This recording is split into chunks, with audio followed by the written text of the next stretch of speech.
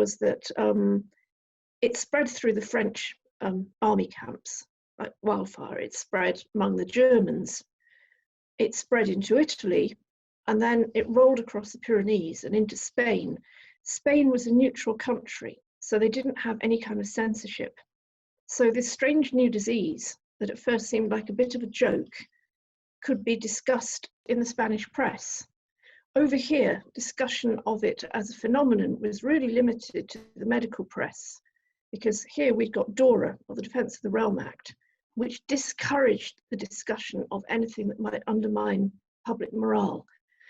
Hence the Times, for instance, was calling it Spanish flu by June.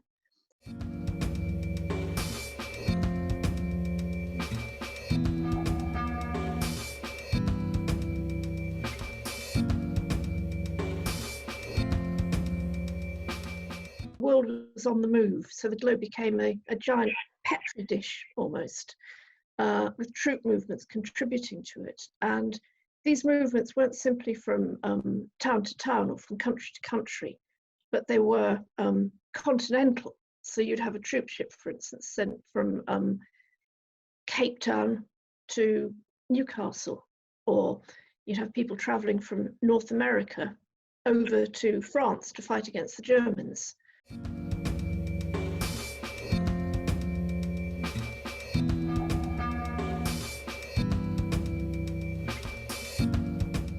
There was a collective shunning of it. People did not want to remember. My father, who is considerably older than my mother, said that his parents died of it, and he was an orphan brought up by a relative, and he would never discuss it.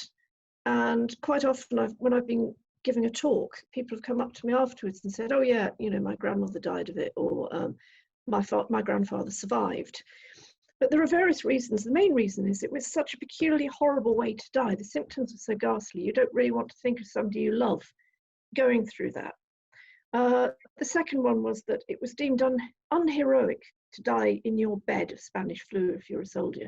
It was fine to be killed in combat. That was great, you know, the long classical analogy of fallen soldiers.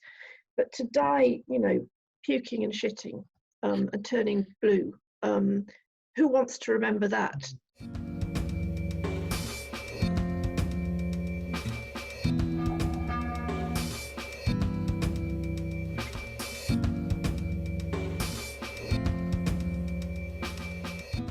What happened, say, in London in the first incidents in the summer of 1918 was that it was virulent and people were struck down. I think about 80,000 Londoners died.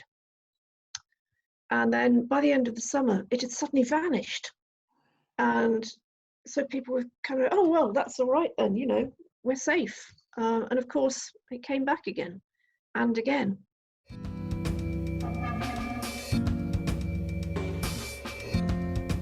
What happens with these things is that they get gradually less virulent, and the symptoms become milder and milder, and less people die.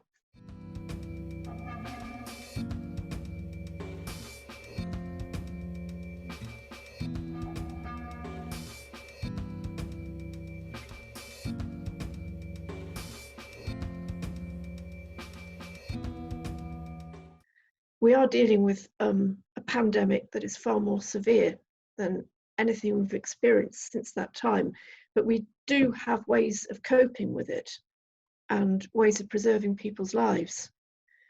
Back in 1918, they didn't have those resources. The world was consumed with war.